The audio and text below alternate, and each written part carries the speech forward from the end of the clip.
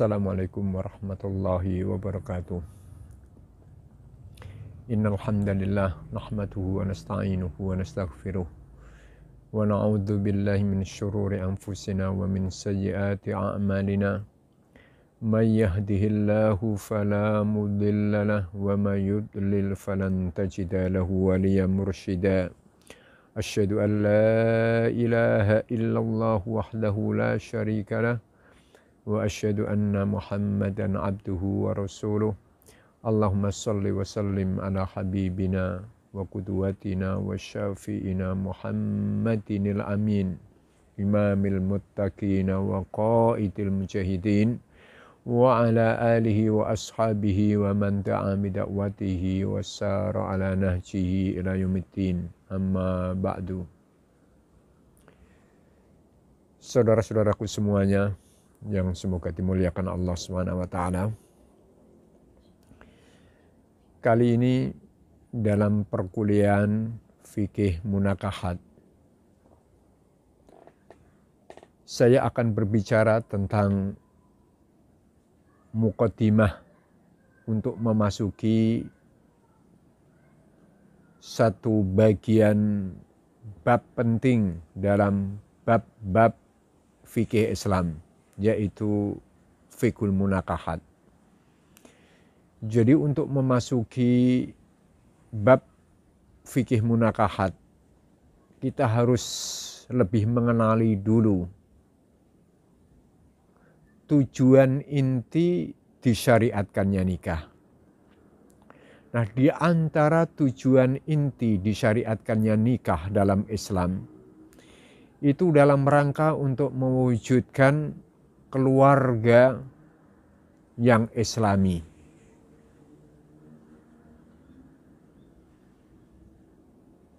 Keluarga yang islami itu membutuhkan salasata anasir, 3 unsur. Unsur yang pertama adalah at-tajanus al-fikri. Jadi rumah tangga dalam Islam itu akan bisa mewujudkan nilai-nilai Islami manakala pertama ada kesamaan antara anggota keluarga di dalam fikrian. Jadi ada kesamaan secara fikrian, secara konsepsionalnya. Oleh karena itu kalau kita melihat seorang laki-laki ketika akan menikah atau seorang perempuan ketika akan menikah dan tujuan pernikahan tadi jelas ingin mewujudkan keluarga yang islami, itu pertama kali yang harus diperhatikan itu adalah calon pasangan yang memiliki agama yang baik, memiliki akhlak-akhlak islami yang baik. Jadi yang dipilih itu standarnya adalah standar agama. Karena agama inilah yang nanti akan dijadikan sebagai pijakan, yang akan dijadikan sebagai referensi, yang akan dijadikan sebagai aturan hidup dalam berumah tangga. Makanya yang dipilih harus yang punya agama terlebih dahulu. Rasulullah Shallallahu Alaihi Wasallam mengatakan dalam hadis ini bagi laki-laki yang mau menikah, tungkahu al-mar'ah li arba'. Wanita dinikah itu karena 4 kriteria. Jadi 4 kriteria ketika ada pada perempuan. Nah, itu diantara wanita yang diantara ya, saya tidak mengatakan ini diantara kriteria yang layak untuk dinikahi. Nah, dikatakan tungkahu al-mar'atu li arba' li jamaliha wali maliha wali hasabiha wali diniha fadfar bidatitin taribat yadak. Artinya nikahi wanita dinikahi itu karena 4 kriterianya. Pertama adalah karena kecantikannya. Kemudian kedua adalah karena hartanya. Kemudian ketiga adalah karena hasabnya atau nasabnya, nasab keturunannya baik. Kemudian yang keempat adalah karena agamanya. Kemudian hadis ini ditutup oleh Rasulullah, pilihlah wanita yang punya agama, maka kalian itu akan beruntung. Jadi di antara 4 kriteria yang paling dijadikan standar utamanya itu adalah agama. Jadi pertama kali yang dilihat itu agama. Jadi agama, tidak yang pertama kali dilihat itu kecantikan. Jadi agamanya baik, ini yang harus diperhatikan. Dan itu yang akan membawa keberuntungan, kata Rasulullah. Baik keberuntungan di dunia dan keberuntungan di akhirat. Tapi bagaimanapun saja, Islam adalah agama yang sesuai dengan fitrah manusia. Dan Islam tidak bertentangan dengan fitrah. Dan fitrah manusia itu ingin kalau istrinya cantik, makanya ada kriteria kecantikan. Kemudian ingin juga kalau orang itu istrinya kaya. Ingin juga seorang laki-laki itu kalau istrinya bernasab dan berketurunan baik. Tapi itu semuanya tanpa ada nilai kalau tidak dibingkai dengan bingkai agama. Maka Rasulullah pilih wanita yang punya agama. Karena bagaimana mungkin akan bisa mewujudkan nilai-nilai agama di tengah-tengah keluarga. Sementara calon istrinya masih jauh daripada nilai-nilai agama. Nah ini kita lihat. Jadi konsep Islam itu adalah konsep yang waqi'i, yang realistis, tidak konsep yang mengawang-awang, cuma idealis saja, tidak.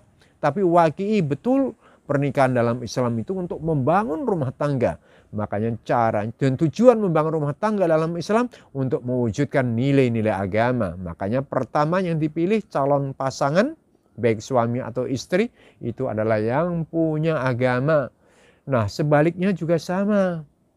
Kalau tadi itu wanita ketika akan dipinang, akan dijadikan istri oleh suami, itu diantara dasar yang sangat mendasarinya, itu adalah agama. Ini juga sama.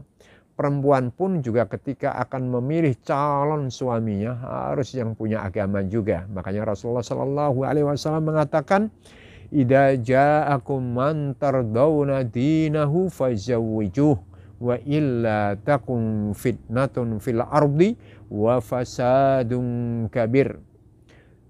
Artinya ketika datang kepada kalian, wahai para wanita, wahai para wali-wali wanita, laki-laki yang sudah kau setujui agamanya.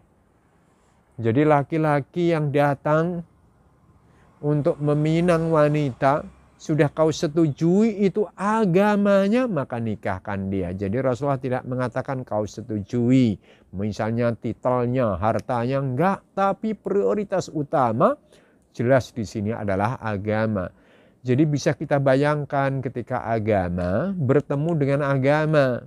Jadi yang terwujud adalah agama plus di tengah-tengah keluarga. Makanya yang mau terwujud nanti adalah nilai-nilai agamis, ya, nilai-nilai agamis yang akan hadir di tengah-tengah keluarga. Itulah yang harus diperhatikan dari sisi unsur yang pertama. Kemudian unsur yang kedua, itu adalah harus ada at-tajanus ar-ruhi. At-tajanus ar-ruhi ini maksudnya adalah kesamaan secara spiritualnya. Jadi setelah ada kesamaan secara konsepsionalnya, yaitu konsepnya adalah konsep Islam, dasar undang-undang kehidupan keluarga ini adalah keluarga yang berdasarkan dengan konsep Islam. Jadi nilai-nilai Islam yang utuh, yang komprehensif, ya, yang sempurna, itu benar-benar diwujudkan. Nah kemudian setelah itu disempurnakan dengan unsur yang kedua, yaitu adanya kesamaan dalam sisi ar-ruhi, spiritualnya, ruhiyahnya pun juga sama-sama kuat. Karena begini, fikrah,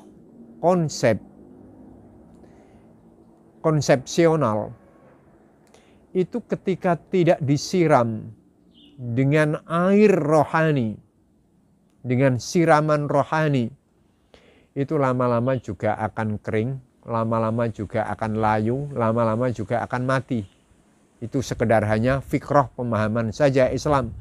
Tetapi ketika fikrah pemahaman Islam yang sudah mengkristal pada masing-masing anggota keluarga itu kemudian disiram, ya, dengan siraman rohani, siraman spiritual, maka di sini akan berkembang, akan tumbuh subur dan akan bisa membuahkan nilai-nilai Islam di tengah-tengah rumah tangganya sebelum keluar ke masyarakat.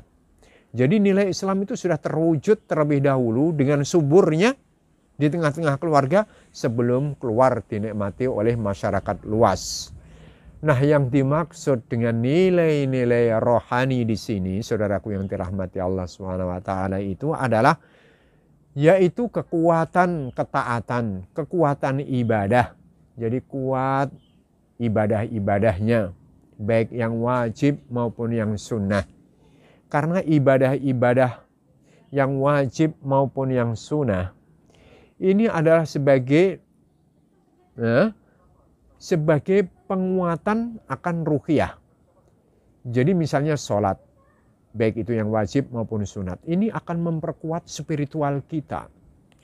Sholat sunnah misalnya, itu pun juga akan memperkuat ruhiyah kita. Puasa yang wajib, itu pun juga akan memperkuat ruhiyah kita. Puasa yang sunnah, itu pun juga akan memperkuat ruhiyah kita. Kemudian baca Al-Quran, zikir, dan ibadah-ibadah yang lain itu akan memperkuat ruhiyah. Ketika ruhiyahnya sama-sama kuat, ya fikroh itu tadi akan tumbuh, akan subur, dan akan membuahkan. Jadi Islam ini tidak sekedar hanya teori, Islam tidak sekedar hanya konsep, tetapi Islam benar-benar sudah bisa diaplikasikan dalam bentuk konkret, nyata, dalam kehidupan. Karena setelah subur disiram dengan nilai-nilai rohani itu tadi. Makanya di saat turun Iqra, surat Al-Alaq, mulai ayat yang pertama sampai ayat yang keberapa? Kelima. Iqra itu kan membaca. Membaca itu kan sebagai penguatan fikroh, konsep. Nah, konsep pemahaman Islam ini itu nanti akan subur setelah disiram dengan ya ayyuhal muzammil qumil laila illa qalila. Makanya kata ulama ada yang mengatakan di antara surat yang diturunkan sesudahnya Al-Alaq, ada yang mengatakan Al-Mudaththir, ada yang mengatakan Muzammil, tapi tanpa memandang apakah Mudaththir, apakah Muzammil, itu kedua-duanya isinya di antaranya penguatan spiritual. Jadi penguatan ruhiyah, kayak Al-Muzammil misalnya, wahai orang yang berselimut, bangun kamu di malam hari untuk melaksanakan qiyamul lail. Kemudian baca itu Al-Quran dengan tartil, warattilil Qur'ana tartila. Nah, inilah yang Iqra, hasil kita baca, konsep Islam yang sudah kita kuasai seperti itu, kemudian kita perkuat dengan ruhiyah, akhirnya tumbuh. Makanya itulah Rasulullah SAW adalah orang yang paling kuat untuk bisa mewujudkan nilai-nilai Islam, dan orang yang paling kuat untuk mendakwahkan dan menyampaikan Islam karena pemahamannya bagus, kemudian diperkuat dengan ruhiyah yang kuat.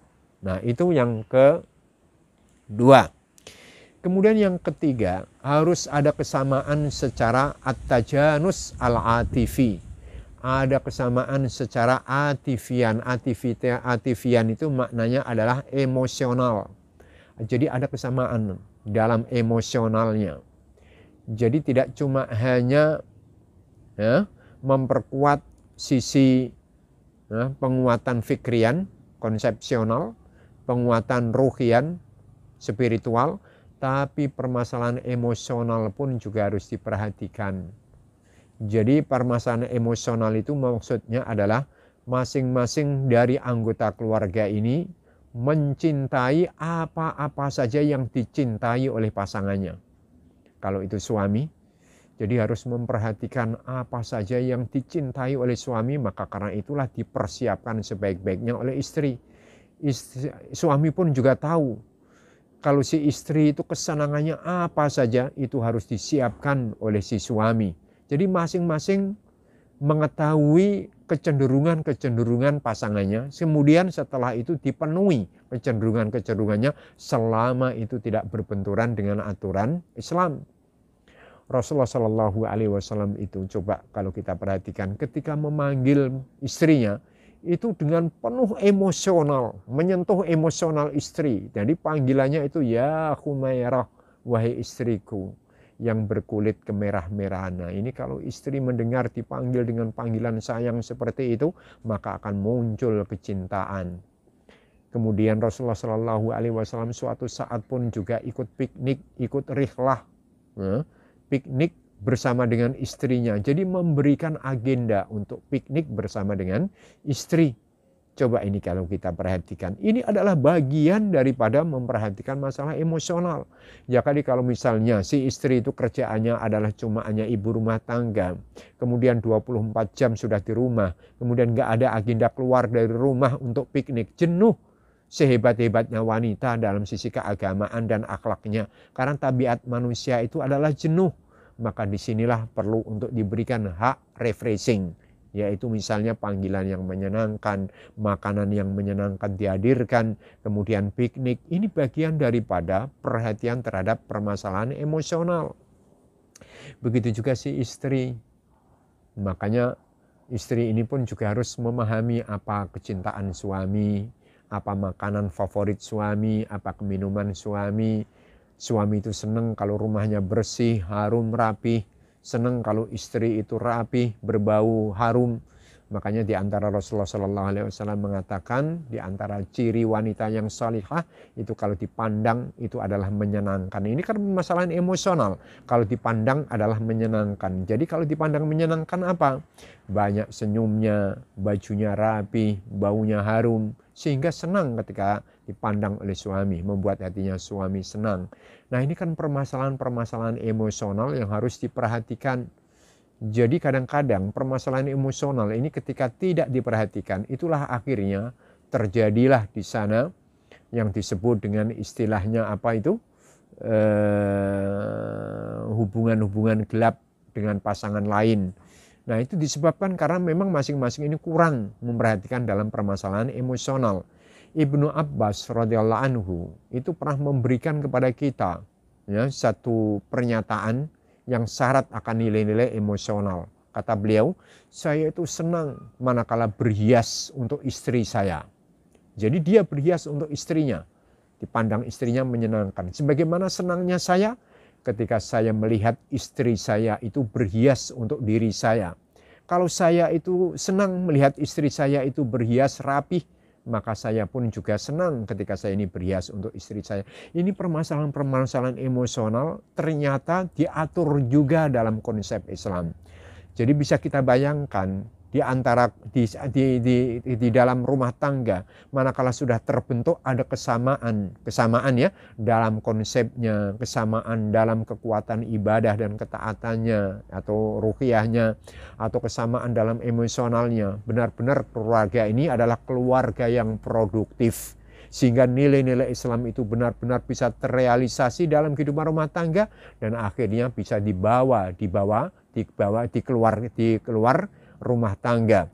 Sehingga kalau setiap rumah tangga itu sudah seperti ini, nah inilah yang akan membawa perubahan dalam kehidupan bermasyarakat. Jadi Islam itu caranya untuk mengubah kalau kondisi yang kurang baik, caranya adalah dengan mengubah diri pribadi terlebih dahulu, kemudian mengubah rumah tangganya, kemudian setelah rumah tangga baik, maka masyarakat pun juga akan ikut baik, karena masyarakat itu kan merupakan himpunan daripada keluarga-keluarga yang baik. Mungkin ini yang bisa saya sampaikan, sekedar hanya muqaddimah dari fikih muamalah. Aku qouli hadza, wassalamualaikum warahmatullahi wabarakatuh.